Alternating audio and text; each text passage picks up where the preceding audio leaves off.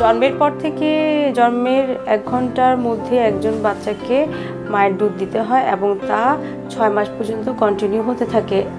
এখন কথা হচ্ছে 6 মাস পরে বাচ্চা কি খাবে। আমরা প্রথমেই বাচ্চাকে ফলের জুস দিয়ে তার বাড়তি খাবারের প্রক্রিয়াটা শুরু করব। সেক্ষেত্রে মালটার রস, কমলার রস, ডালিমের রস বাচ্চাকে দেওয়া যেতে পারে। এর সাথে আমরা বাচ্চাকে পারিবারিক যে খাবারটা আছে তা দিব। সেখানে ভাত, ডাল এগুলো নরম করে বাচ্চাকে মেখে খাওয়াবো। একটু করে মুরগির মাংস ভালো করে থেতো করে, মাছ কাটা বেছে ভালো করে ব্লেন্ড করে মুরগির কলিজা বাচ্চাকে দিতে পারবো। ডিমের ক্ষেত্রে ডিমের সাদা অংশটা দিয়ে বাচ্চার খাবারটা আমরা প্রথমে শুরু করব।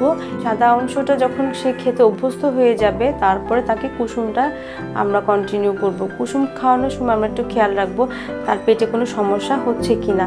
যদি না হয় তাহলে কুসুমটা সহ ডিম নরম করে পোচ করে সেদ্ধ করে সে যেভাবে খেতে পারে তাকে আমরা সেভাবেই দিব। এরপরে আমাদের পারিবারিক খাবারে অভ্যস্ত করার জন্য আমরা যখন একসাথে সবাই খেতে বসবো, বাচ্চাকেও নিয়ে বসবো, আমাদের খাবারের থেকে তাকে অল্প অল্প করে খাবার মেখে তার জন্য আলাদা করে দিব এবং সে ওখান থেকে নিয়ে খাওয়ার চেষ্টা করে। এভাবেই সে নিজে নিজেই পারিবারিক খাবারে অভ্যস্ত হয়ে উঠবে। এছাড়া আমরা সুজি, চালের গুঁড়া দিয়ে ওর জন্য হালুয়া তৈরি করতে পারি, অথবা সে যে ধরনের খাবার খেতে পছন্দ করে সেই খাবারগুলোই তাকে তার মতন করে উপযুক্ত করে তৈরি করে দিতে পারবো। কিছু কিছু বাচ্চা মিষ্টি খাবার পছন্দ করে, সেক্ষেত্রে তার খাবারে আমরা চিনি মিশিয়ে দিব।